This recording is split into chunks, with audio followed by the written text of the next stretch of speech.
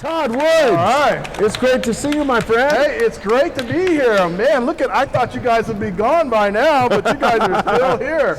Well, I had to wake a few people up, but they managed to make it through this far. So, man, I talk about saving the best for last. Everybody here has been fantastic, but it's great to see you. And I start out by paying homage to you once again by telling you that Philip watched your stuff to be successful. So you're a great teacher besides a great fisherman. Well, thanks for saying that. By the way, yeah, my name's Todd Woods. I'm considered what they call a professional bass fisherman. I fished for over 30 years. My best accomplishment is back there, my wife. I caught her and I did not release her. So I still got her, and I did use 65-pound braid, but she's still around. Did you use a net or a gaff? I used a gaff, of course. Oh my God! Always. Well, so you've been in this competitive game. I want to ask you. You seem like such a nice guy. Are you competitive? Are you really, really like get down and slug it out competitive? You know, I guess the best way to describe me would actually be maybe to ask my wife, but we almost didn't get married over Battleship, the game. So, am I competitive? Oh. Absolutely, I'm 100% competitive. Well, and I say you're a nice guy. It reminds me, when I was growing up as a kid, I was a hockey fan, and we could go to Kings games for $2.75 on a student ID. Anyway, my favorite guys were, of course, the guys that dropped the gloves every 30 seconds and were fighting. I love those guys. But I noticed those guys who are, they're super competitive and they're willing to do something for their team. When they were interviewed, I always thought it was hilarious because they'd say, boy, you were really in a tough fight out there. And they'd say, yeah, it was unfortunate, but they were so mild-mannered. But the switch, when they took the ice, went on. And I suppose it's the same when you get on the water. You're, boom. Yeah, for sure. I'm what they describe as a duck. You know what that means, right? When you see a duck swimming around, it just looks like he's just casually swimming, but you put the camera underneath the duck, those feet are flapping and kicking, and that's kind of how I am. I'm a duck. Todd, how important is it? We've asked this question, but I want to get it from you because I want to know how you really feel about kids and fishing. How important is it to get the youth involved in fishing? Man, that is a wonderful question, and I'm finding myself, I'm almost 60 years old, and I'm finding myself actually having patience at 60 for kids. I don't have any grandkids, and so when you take a kid fishing, you always want him to catch a fish, right?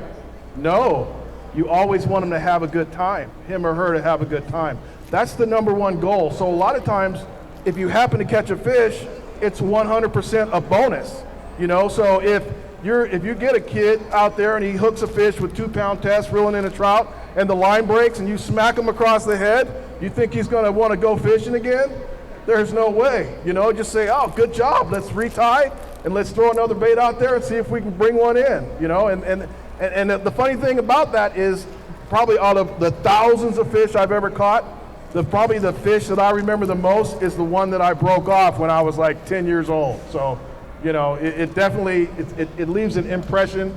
My dad, I actually grew up in South Central Los Angeles up until I was 11, 12 years old, okay? So my dad actually hired someone. He was a bus driver. He hired a guy. When I say hired him, back then you didn't pay someone. You bought their meal and said, hey, can you take my kids fishing? So he took us fishing. We caught, he actually took us to Lake Piru.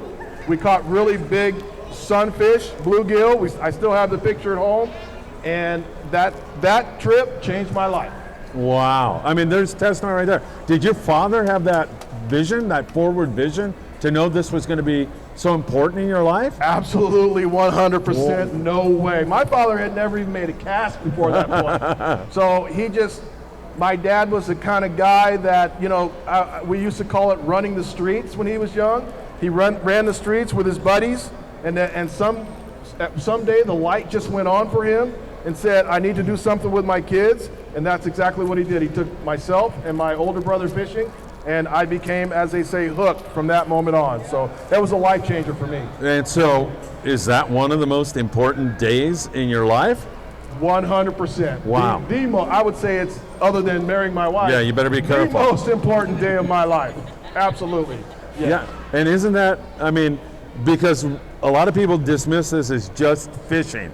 And we've made this point over and over and over on today's podcast. It's more than a fishing trip, as evidenced by you. Oh, absolutely. Yeah. And you know, and there is something special of, you know, something strange in the water that's tugging on your rod. There is something just that that leaves a memory, an implant. And that's why when you take someone fishing, you don't have to take them, you know, largemouth, professional. Go catch a bluegill. Go catch a catfish. One of my other experiences was at a trout pond. Take them to a trout pond where the lake is full of trout. You're gonna catch a fish, you know. So start out where you can get a kid to pull on the. If you're just kind of sitting out there, you know, the kid's picking up rocks and throwing rocks. If he's gonna do that, have a rock skipping contest. You know, don't do it around other fishermen because they get a little excited about that. But yeah, you know, make it an experience. You know, make lunch. Take them to lunch afterwards. You know, just whatever you can do to make an experience out of it. Todd, I couldn't agree more. You know, I did a youth fishing program for about 15 years, and we ended up taking 100,000 kids, mostly inner city kids. Yeah. I tried to focus on that, but I'd have these guys, these volunteers, and they'd go, yeah, let's go out and get yellowtail for these kids. They're going to love that. Or no, let's go get white sea bass, you know, and I'm like, wait a minute, you guys want to go do that. Yeah. No, you know what we're going to do? We're going to stay in the harbor. The harbor's huge in Long Beach. No one's going to get seasick. We're going to catch mackerel, which you guys don't want to catch, but they don't care. That's like a bluefin to them. And we're going to have a heck of a hot dog lunch for everybody. Man, it couldn't have worked any better. Those mackerel were like bluefin tuna to those kids. They had a positive experience. I don't know where it led them. Yeah. You know, all the kids that went, maybe 1 or 2 or 3 or 100.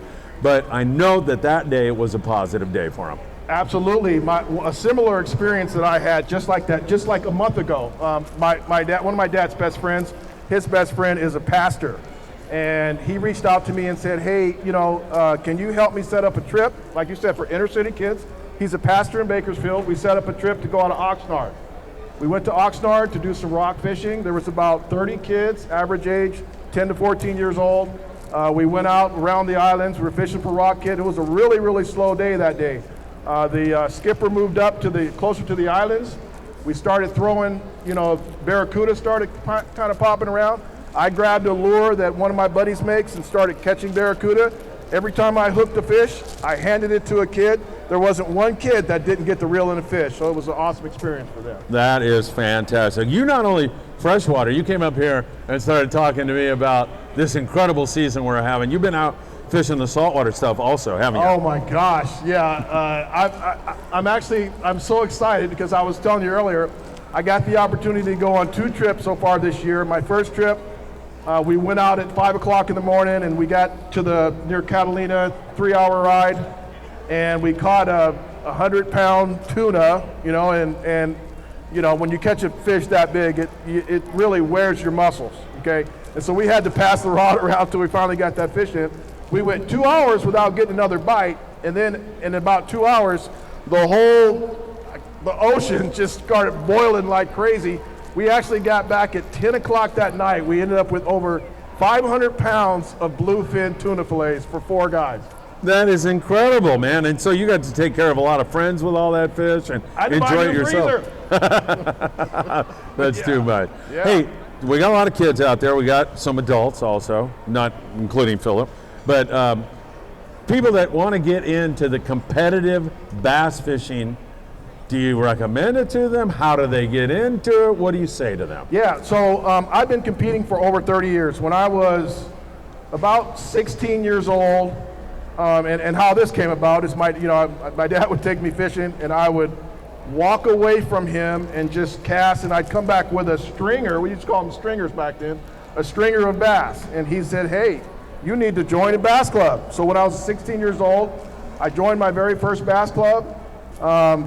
You know, the bunch of guys that love to fish took me in, and I learned everything you could possibly learn about bass fishing, probably within about 6 months. The next year, I was fortunate enough to be Angler of the Year, and from that step, I went to Western Outdoor News, you know, Western Outdoor News publication. They have tournaments in there. You can go they have AAAs, so you can go as an amateur. You don't have to own a boat. It costs about $200 to fish those tournaments. And you just learn, and you find out if you're good enough to become, you know, at that level. You know, now with YouTube and all the different videos you can watch, you can learn how to be a professional bass fisherman probably in less than 2 months. Todd, I could go on for, we're going to have to do like a couple hours, just you and I. I would love that. Unfortunately, we're on a time crunch here.